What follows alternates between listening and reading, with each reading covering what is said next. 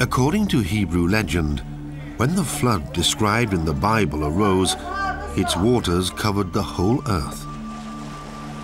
But on reaching Akko, on the edge of the Holy Land, they came to a halt. In the book of Job, chapter 38, it is written, "Who shut in the sea with doors, when it burst forth and issued from the womb? When I made the clouds its garment, and thick darkness its swaddling band, when I fixed my limit for it, and set bars and doors, when I said, 'This far you may come. This far you may come, but no farther. And here your proud waves must stop.'" Hebrew for "this far" is Akko, Akko.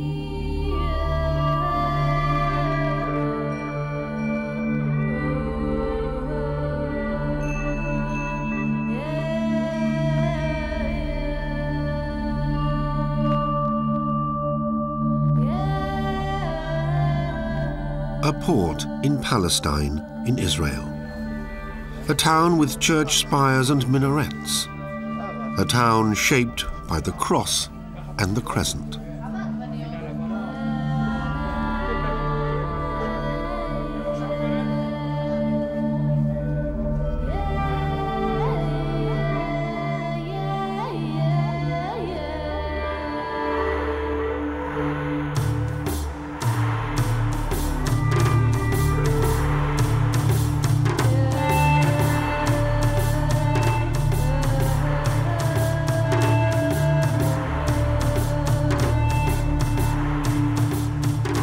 In this small place, religions and cultures have clashed time and again.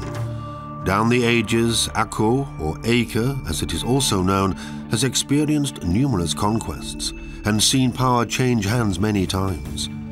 The mighty walls that enclose it bear testimony to the fact that the tiny peninsula on which the town stands has been a fortress for thousands of years. The town was regarded as so safe and impregnable that whoever ruled in Akko only had to fear the sea and the gods. The Egyptians, the Greeks, the Romans, the Ptolemies, the Assyrians, and the Persians all came this far. Whoever entered through the southeastern city gate on their expedition of conquest proudly extended the walls and cultivated the legend associated with them. They were never destroyed. With its narrow alleyways, the layout of the old town has never altered.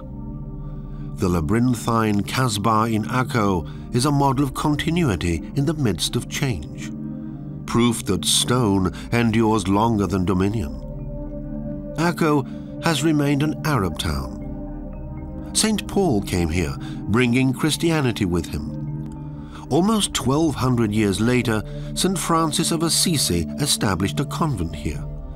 From its 11th century walls, it's assumed, the great caravanserai of Khan al-Umdan was built. That was in 1781, when the Ottomans ruled over the Middle East, and thus over Akko.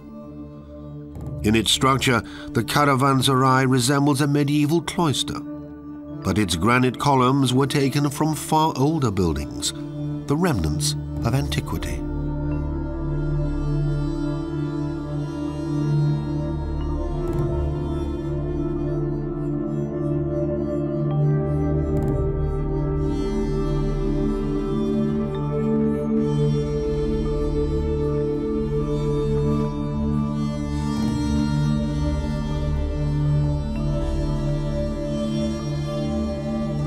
Located right next to the harbour, the building housed international seafarers and merchants who stored their animals and goods on the ground floor and lived on the first floor of this 18th century Ottoman hotel.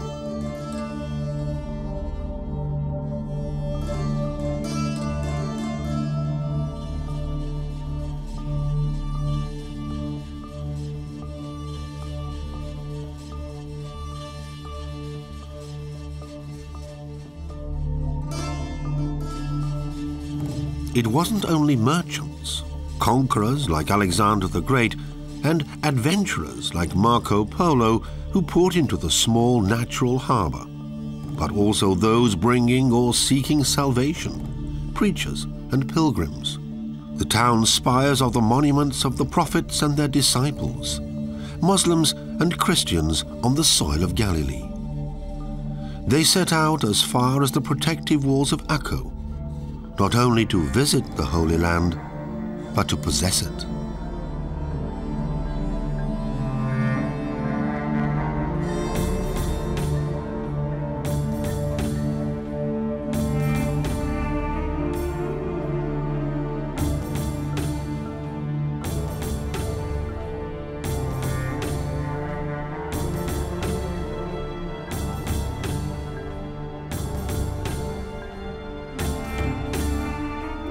Protected on the inland side by huge ditches, the town was a fortress.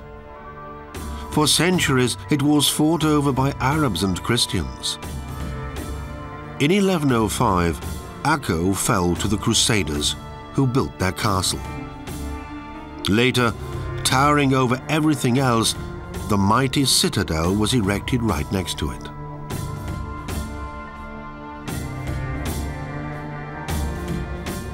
Akko became the main centre in the Holy Land for the Crusaders and the Knights of St. John, the Hospitallers.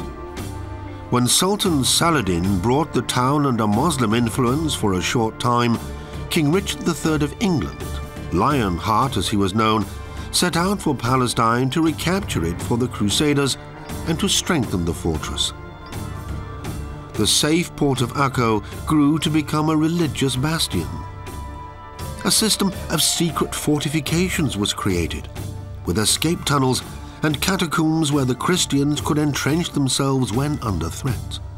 The underground Crusader town.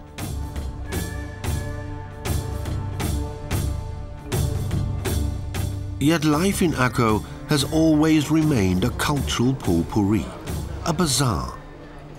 For the merchants in the souk, highly individual yet diverse everyday life with its Oriental Arab characteristics takes its customary course. The people of Akko have lived with the changes of history and a succession of rulers right through to the present day. The buildings too reflect the many changes the town has seen. Just as the caravanserai was constructed from the walls of a convent, the bathhouse, the hammam, stands on the foundations of the past. In the late 18th century, Pasha al-Jazar had it built in the centre of the old town from the finest materials.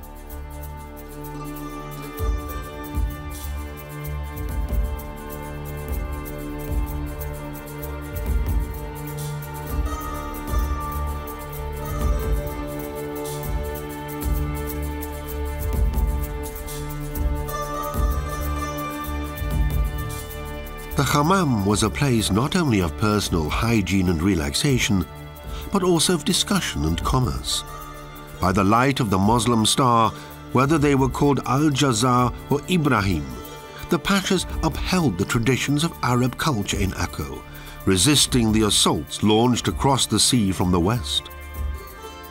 But they also used the magic aura of the favourably located harbour and the strategic protected bastion to do business with European merchants, and thus keep the town alive.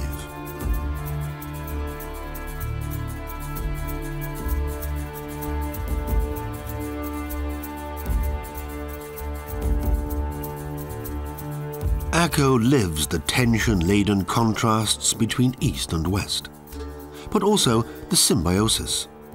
And in many places, the Muslim star blends architecturally with the Christian cross.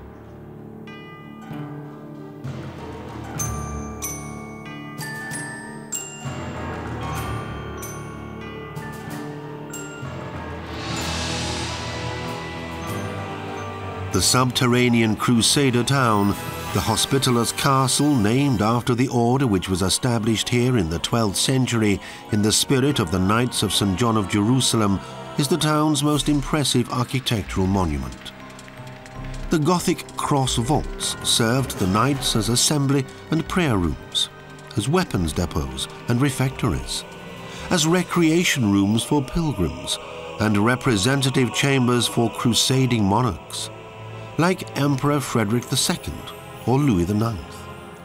Sublime European high Gothic architecture beneath the earth of Palestine.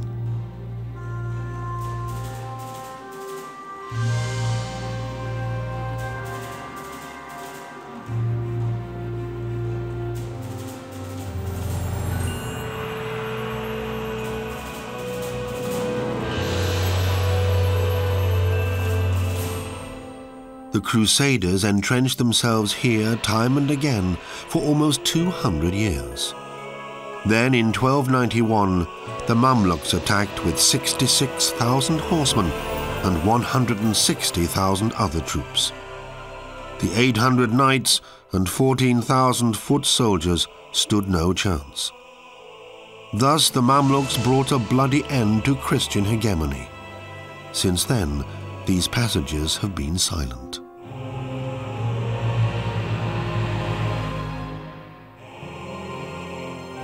The collapse was disastrous. For 450 years, Akko was of no historical importance. Its walls served no mighty rulers.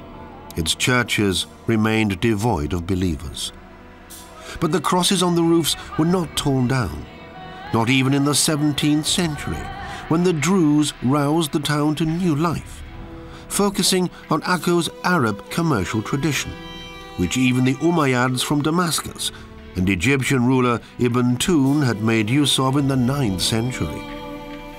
It wasn't until the late 18th century, 100 years later, that this small port on the Levantine coast once more became a flourishing gateway to the Orient.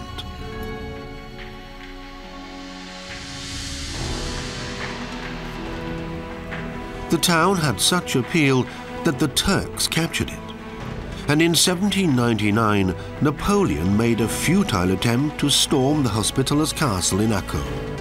But the mighty walls and the Medina with its buildings so close together still stood like a hermetic bulwark. Napoleon, too, came this far. He could only see the towers of the churches from a distance, hallmarks of the events of past centuries, incorporated into a labyrinthine town and standing as a warning. For the people of Akko have never let themselves be driven out, neither by conquerors who came from the Arab hinterland, nor by those who arrived from the sea in search of salvation. The tiny plateau on the Akko Peninsula has been settled for 7,000 years, ever since the Bronze Age. One of the oldest towns in the world, Akko lies like a stone battleship on the coast of Palestine, of Galilee, of the Levant, a land which today is known as Israel. Many have come this far, Akko. According to Job, the proud waves of the sea could not sweep Akko away, nor could the pride of countless rulers who wanted to possess the town. Above all, it was faith, Christian, Muslim, and Jewish, that came Akko this far. Akko made its walls available to all believers, giving them protection. A gateway to paradise, a fortress of faith on the fringe of the Holy Land.